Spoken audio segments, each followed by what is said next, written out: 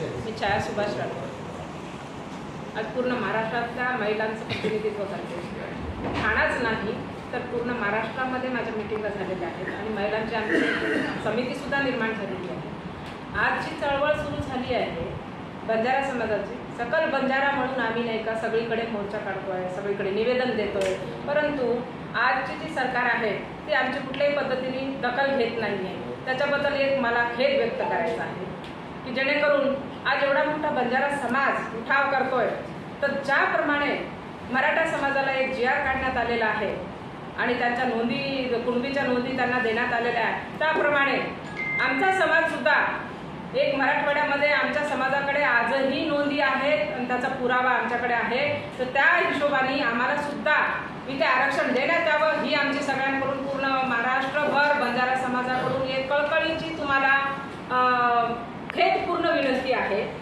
की आमच्या समाजाला न्याय मिळवून द्या, अन्यथा आमचा समाज जर रस्त्यावर उतरला तर तुम्हाला खूप महागात पडेल आणि आमचं आरक्षण हा आमचा हक्क आहे घेणं।